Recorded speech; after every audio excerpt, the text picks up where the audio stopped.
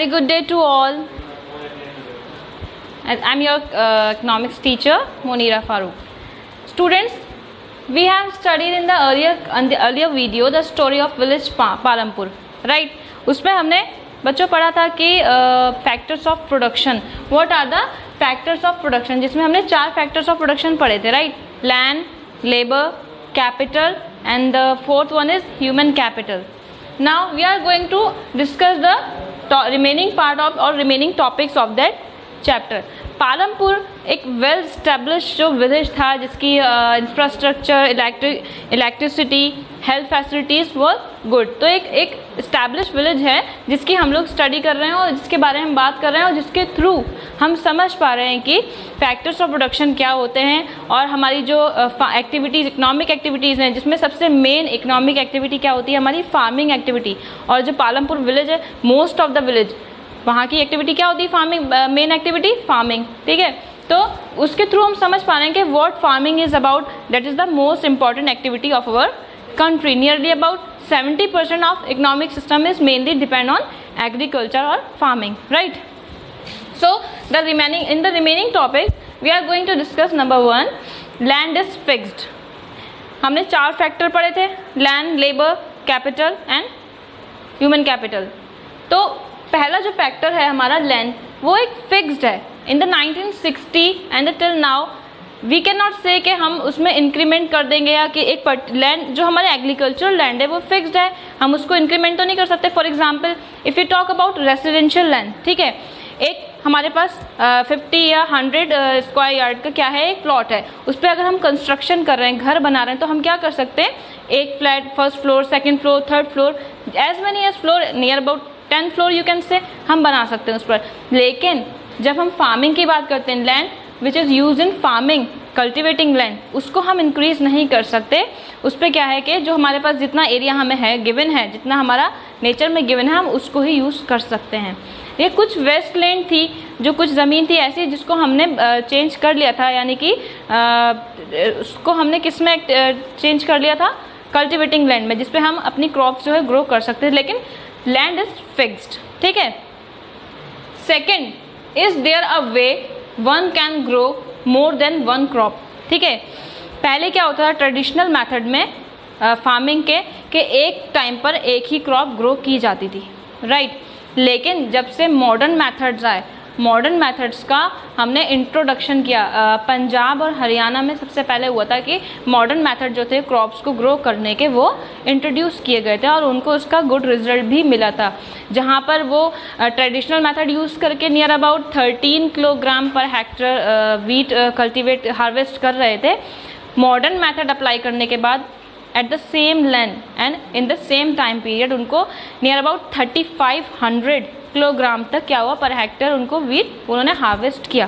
कैसे किया? With the help of modern method of cultivation और फार्मिंग. सो बहुत सारे वेज हैं जिनसे अब हमारा कंजम्पशन बढ़ता जा रहा है, पॉपुलेशन बढ़ती जा रही है, तो उससे हमें क्या करना पड़ेगा, मेजर्स ऐसे यूज़ करने पड़ेंगे so that we can grow more and more to satisfy the needs, to satisfy the society और to satisfy the human needs. ठीक है, तो अब हम बात करें अगर कि कौन से ऐसे वेज हैं जिनसे हम एक ही टाइम पे या एक ही प्लॉट पे, कल्टिवेटेड लैंड पे क्या कर सकते हैं, क्रॉप ग्रो कर सकते हैं. तो वो हमारा कौन सा हो जाएगा, सबसे नंबर 1 होगा हमारा मल्टीपल क्रॉपिंग.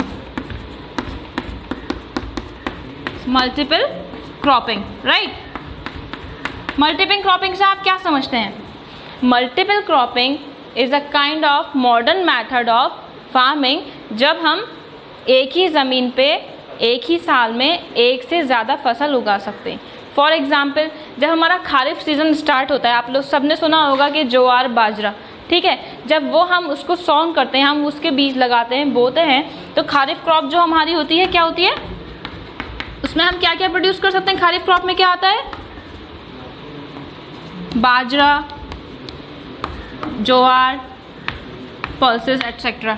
ठीक है, तो इसमें क्या होता है बच्चों, जैसे कि हमने रेनी सीजन में बाजरा और ज्वार क्या कर दिया, सॉन कर दिया। अब जब टाइम आया इसको हार्वेस्ट करने का, इसका टाइम होता है नवंबर दिसंबर हार्वेस्ट करने का, इसको जब हम कट करते हैं तो क्या करते हैं हम बीच में उसी सेम लैंड पर अगर जगह होती है तो हम क्या करते हैं पोटैटो को भी क्या करते हैं अक्टूबर नवंबर में क्या करते हैं कर देते हैं, और वो जो क्या होता है हमारा हार्वेस्ट हम उसको फिर कर लेते हैं। इससे क्या होगा कि सेम लैंड पर हमने क्या करा, एक साथ काफ़ी सारी क्रॉप्स लगा दी। अगेन सेम ईयर में जब हमारा खारिफ क्रॉप का सीज़न चला गया तो फिर आता है हमारा नेक्स्ट आता है राबी सीज़न। ठीक है, राबी सीज़न में आप क्या कर सकते हो, राबी सीज़न में कौन कौन सी जो हमारे क्रॉप्स हैं कौन कौन सी ग्रो की जाती हैं, राइस और यू कैन से वीट। ठीक है, वीट और राइस जो है मेन हमारा जो क्रॉप ग्रो किया जाता है, किस में किया जाता है, राबी सीज़न में। फॉर एग्जांपल आप इसको सॉन करोगे दिसंबर जनवरी में, और अब ये अप्रैल मई में क्या होता है, ये हार्वेस्ट कर लिया जाता है। तो मल्टीपल क्रॉपिंग से क्या होता है हमारा, एक ही टाइम पर एक ही लैंड पर एक ही ईयर में क्या होता है, बहुत सारी क्रॉप को हम ग्रो कर सकते हैं और कंजम्पशन जो है हमारा वो फुलफिल किया जा सकता है। अब राबी और खारिफ ये जो दो सीज़न है इसके बीच में एक शॉर्टर पीरियड आता है जिसे हम बोलते हैं जायद क्रॉप। ठीक है, ये जायद क्रॉप क्या होती है, मई जून में बच्चों जैसे कि आप हमारे जो फ्रूट्स आते हैं लाइक वाटरमेलन, मस्क मेलन और यू कैन से snake guard that is called ककड़ी, राइट।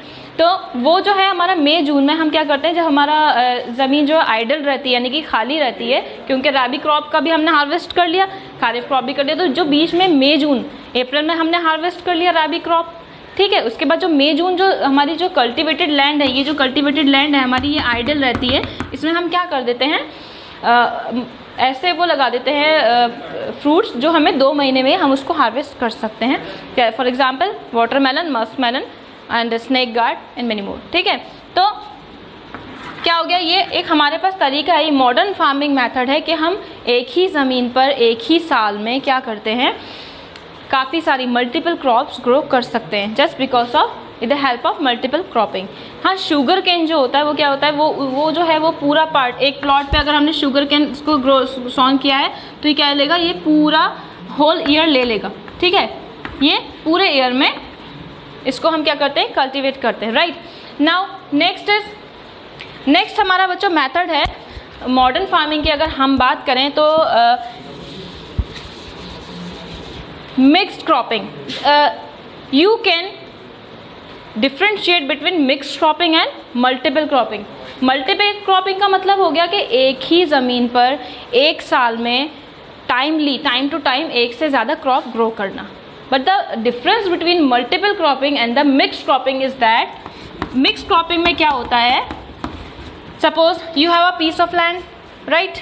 इसमें आप क्या करोगे, आधे पोर्शन में आपने पोटैटो लगा दिया, ठीक है, आधे में स्पिनच लगा दिया, या आपने आधे में कोई और वेजिटेबल लगा दिया। ठीक है, तो at a same piece of land there are number of crops or number of vegetables you can grow, that is called mixed farming, right?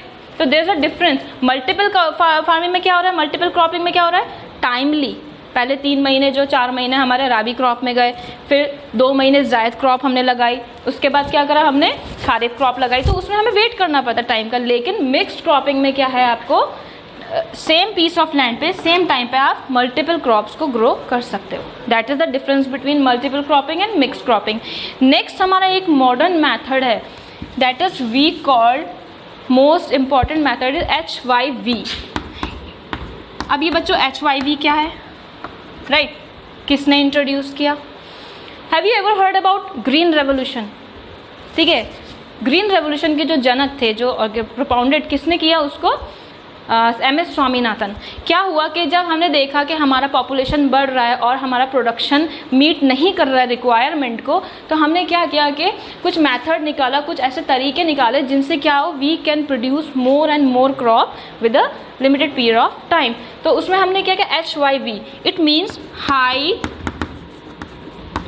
Yield variety, high yield variety seeds. इसमें बच्चों क्या होता है, ट्रेडिशनल मेथड में क्या होता था ना कि हम अगर कोई बीज बो रहे हैं तो क्या होता है कि उसका जो भी उपज हो रही है वो उतनी नहीं हो पा रही थी कि हमारी रिक्वायरमेंट पूरी हो जाए। तो with the introduction of high yield variety seeds, हमने कुछ एक्सपेरिमेंट किए, उसके बिहाफ पर जब हम हाई यील्ड वैरायटी सीड्स को हम सॉन्ग करते हैं तो उससे जो हमारी प्रोडक्शन, जो क्रॉप्स होती हैं, वो एक ही पौधे पर बहुत सारे जो बीज है, अनाज जो है वो उगने लगता है रैदर देन लिमिटेड नंबर्स। ठीक है, तो उसमें क्या होता है कि प्रोडक्शन हमारा बढ़ने लगता है, ज़्यादा से ज़्यादा क्रॉप हम हार्वेस्ट कर सकते हैं। हाई यील्ड वैरायटी, ये कॉन्सेप्ट किसने दिया था? MS स्वामीनाथन ने। ठीक है, तो this is the most important modern method of production of और क्रॉप।